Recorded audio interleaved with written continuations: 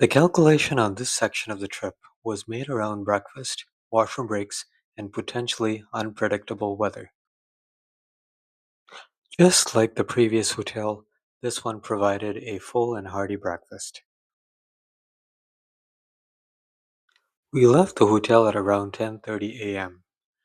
Just as an FYI, the world's largest Coke can was right behind the hotel we were staying at, in the middle of a muddy parking lot. My next stop before leaving Portage Prairie was the Via Rail station in town. Can a case be made for regional rail? This station, built in 1908, used to be a regional hub for both passengers and freight well into the 1950s and 1960s. It was said at the time that it was faster to travel by train in comparison to traveling by car.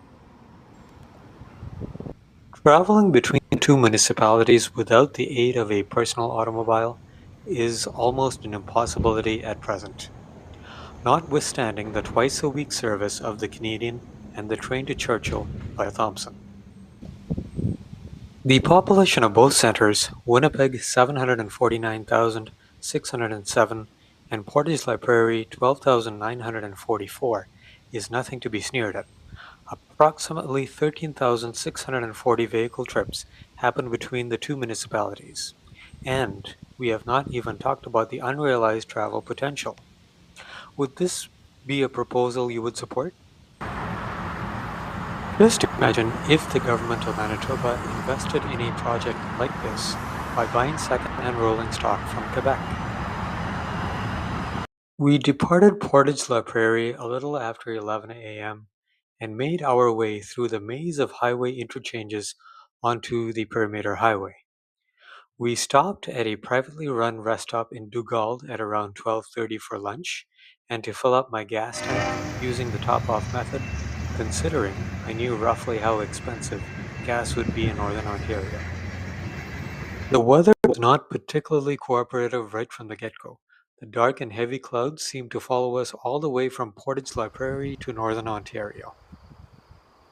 Considering how long this section of the strip was, we stopped at Birchwood, Manitoba for more gas, and at a pullout near Vermilion, Ontario to stretch our legs.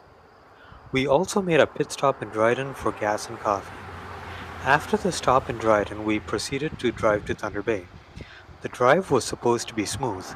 There was a light drizzle, then the heavens opened up, then it stopped.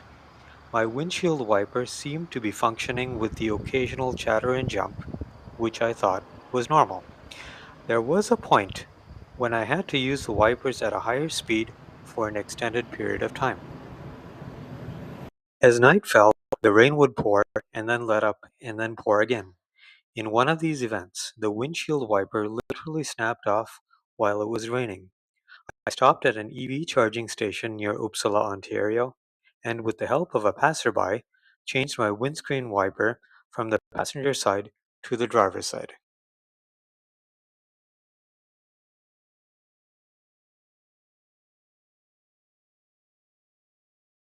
Interesting enough, this was not the end of the adventure. We stopped at a Punjabi run truck stop to use the washroom, could not find a replacement wiper, got back in the car and started to drive. Soon there was another massive downpour and could barely see out the front. I pulled into what I could see of the shoulder and called CAA. But prior to that, I had truckers who were clearly speeding, just flashing their lights, telling me to get out of their way. CAA had indicated that I was a priority one due to the circumstances, but the wait time was 2 hours.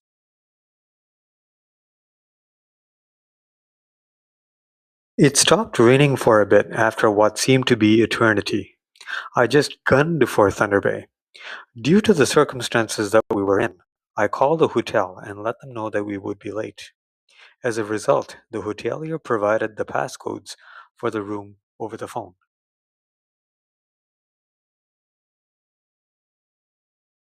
It was an absolutely bonkers day, but we managed to make it to the hotel by 1 a.m.